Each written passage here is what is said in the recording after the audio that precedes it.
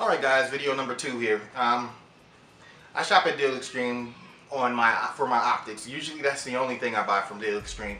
It's not because I'm saving tons of money, but because I don't like wasting money on products I don't really use what they're designed for.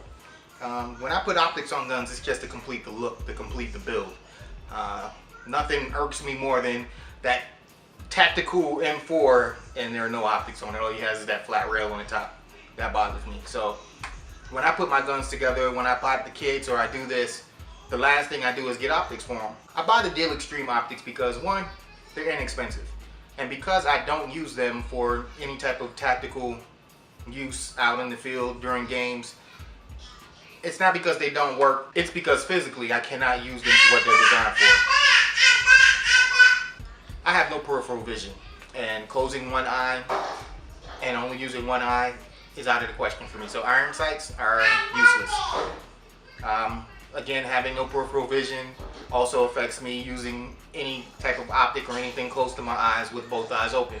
So optics are useless. It's not because I don't know how to use them, but because I cannot. So I put them on guns strictly for cosmetic purposes. I do know how to appreciate inexpensive optics that actually work. I buy a lot of the EOTech clones from Deal Extreme, the ACOG clones from Deal Extreme. Well, I've been looking at these T1 clones for quite a while, and I thought, well, let me bite the bullet and buy one. I was pleasantly surprised at how good this unit is. Now, I've had their EOTech clones in the past. I've owned about 8 of them, and 5 out of the 8 were outstanding. The reticles were nice and clear, no ghosting, everything was great. The build quality was great. I expected no less from this as far as the build quality, external quality, how well everything is put together, whether or not any of the threading on some of these parts was clean or not. Everything lived up to my expectations. When I pulled this out of the package, it was great. The quick release mounting option and riser, great. Works on all of my rails. Goes on nice and sturdy. It clicks into place to lock it, and it goes nowhere. There's no wobble, and it's just a great product externally. Now, when you turn it on, you have both red and green dots. And they go from 1 to 5, 1 being the lowest level, to 5 being the high intensity.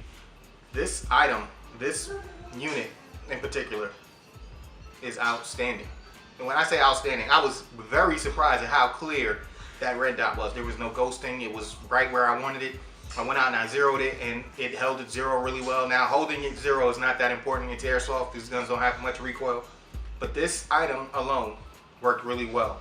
The price point for this may or may not be under 40, but if it is over 40, it's like 44 or 45 bucks. I'll have to double check that. And again, the link to this identical item on Deal Extreme's website will be there. The descriptions on them isn't very extensive, and there are not a lot of reviews. I think I did put 1 review and then maybe 2 other reviews on top of mine, but for the money that I spent, I was highly impressed and very happy with this unit. Again, I don't go in depth with these. I don't give you guys reviews on it because there's no way for me to show you a good view through looking through it with the camera. So I just talk about the build quality and how good the finish is, how well it clamps onto your guns. Let's take the CTW for instance.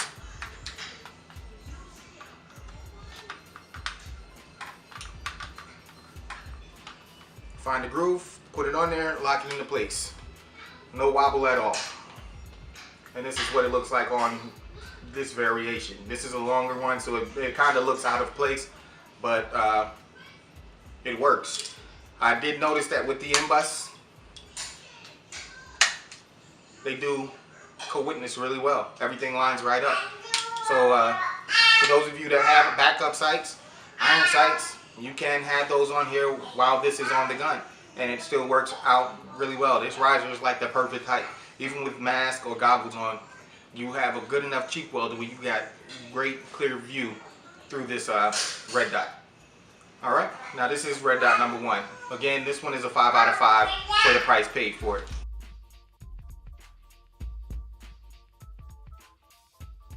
Unit number 2.